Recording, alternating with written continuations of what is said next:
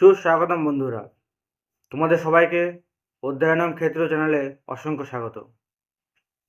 তো কেমন আছেন আপনারা? আমি জানি আপনারা অবশ্যই ভালো আছেন।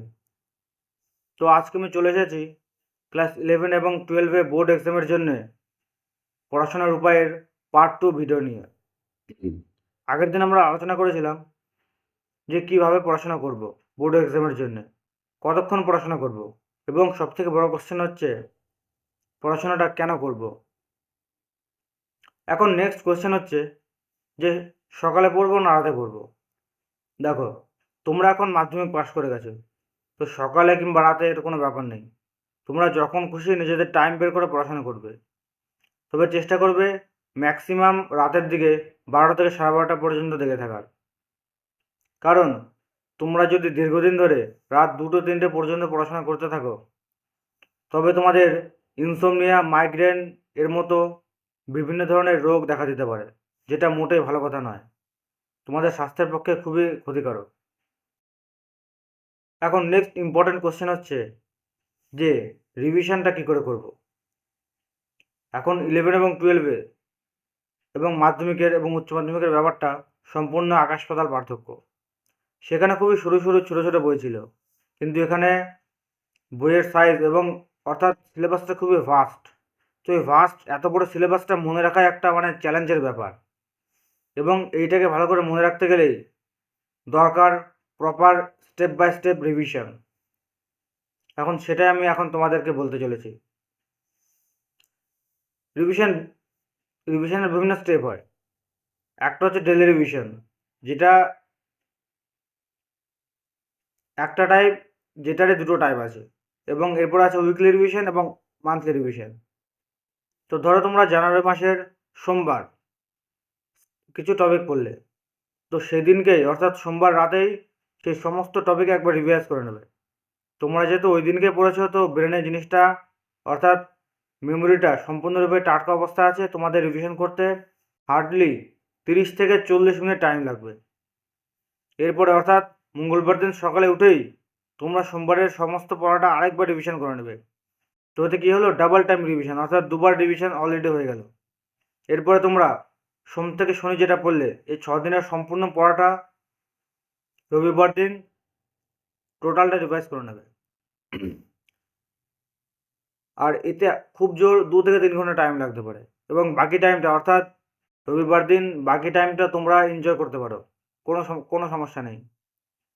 এইভাবে তোমরা উইকলি রিভিশন করবে, এবং 4 সপ্তাহ অন্তর অর্থাৎ মাসের শেষে, জানুয়ারি মাসের শেষে তোমরা এই 4 সপ্তাহে যেগুলো পড়লে সে সমস্ত কিছু চেষ্টা করবে শেষ রবিবারে সমস্ত মাসের পড়াটা রিভাইজ করে নেওয়ার। তোমরা যদি ভেবে থাকো যে এটা অসম্ভব কিংবা এতে প্রচুর টাইম লাগবে, তোমরা করতে পারবে না, মোটেই সেরকম না। তোমরা যেহেতু নিয়মিত রিভিশন করছো, daily revision, weekly revision properly করছো, তো তোমাদের মাথায় সমস্ত সমস্ত লং টার্ম মেমোরি তৈরি হয়ে গেছে। তোমাদের চিন্তার কোনো কারণ নেই। তোমরা মাসের শেষে একবার বসলেই দেখবে সমস্ত পড়া জাস্ট ফ্র্যাকশন অফ সেকেন্ডে হয়ে যাবে, অর্থাৎ খুবই কম সময়, হার্ডলি 5 থেকে 6 ঘন্টা লাগতে পারে টোটাল রিভিশনটা করতে, সারা মাসের রিভিশনটা।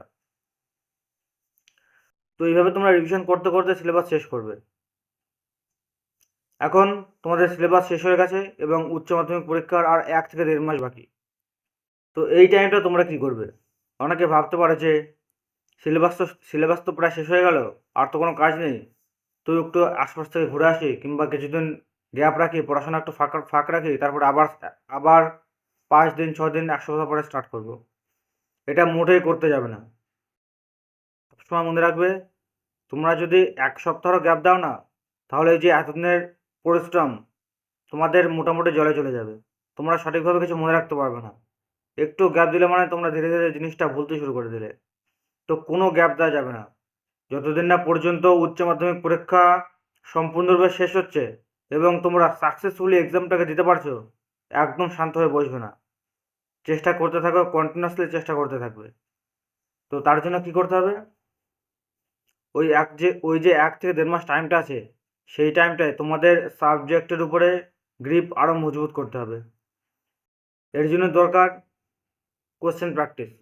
তো তোমরা কি করবে, যে কোনো ধরনের টেস্ট পেপার নিয়ে ফুল লেন্থ অর্থাৎ 3 ঘন্টার মক টেস্ট প্র্যাকটিস করবে। তো আমি প্রেফার করব WBTA কিংবা ABTA। তো এখান থেকে তোমরা নিয়মিত 1 থেকে 2টো সাবজেক্টের full length test paper practice করবে, অর্থাৎ full length question paper practice করবে। তো এরও রিভিশন স্ট্র্যাটেজি আগেরটার মধ্যে সেম, অর্থাৎ তোমরা ধরো সোমবারে ম্যাথামেটিক্স এবং বায়োলজি এই দুটো সাবজেক্টের 100 অর্থাৎ 200 number full length mock test practice করলে 6 ঘন্টা। এখন মাঝখানে কিছুটা ব্রেক নিয়ে রাতের দিকে যে সমস্ত কোশ্চেন তোমরা এই দুটো টেস্টে পারলে না, ম্যাথামেটিক্সের এবং বায়োলজির, এমন তো না যে ধরো ফার্স্ট টাইম এটা পেপার দিলে তুমি একটা ফুল লেন্থ পেপার, সবটা পারা সম্ভব না। কিছু কোশ্চেন থাকবে যেগুলো তোমরা পারবে না, হতে পারে MCQ, শর্ট নোট কিংবা ব্রড কোশ্চেন। যেগুলো তোমরা পারলে না সেগুলো ওই দিনকেই রাতে বসে সমস্ত কোশ্চেনের অ্যান্সারগুলো তৈরি করবে এবং পরের দিন সকালে উঠেই সেই মিস্টেকগুলো আরেকবার রিভিশন দিয়ে নেবে। এইভাবেই ডেলি রিভিশন চলবে এবং সপ্তাহের শেষে আগের মতোই।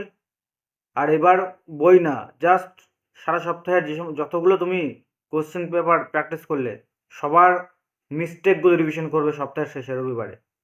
এইভাবে উইকলি রিভিশন চলবে এবং যদি টাইম পাও তো মান্থলি রিভিশনও করে নেবে। এই রিভিশনটা হচ্ছে মেন। তোমরা যদি এইভাবে চলতে থাকো তো তোমাদের উচ্চ মাধ্যমিকে 95%-এর উপরে নম্বর আমি গ্যারান্টি দিচ্ছি, নম্বর তোমরা পাবেই পাবে। আর তোমাদের যদি অন্য কোনো ধরনের সমস্যা, যে কোনো ধরনের টপিক রিলেটেড যদি কোনো সমস্যা থাকে তো তোমরা আমাকে জিজ্ঞেস করতে পারো, কোনো চিন্তা নেই।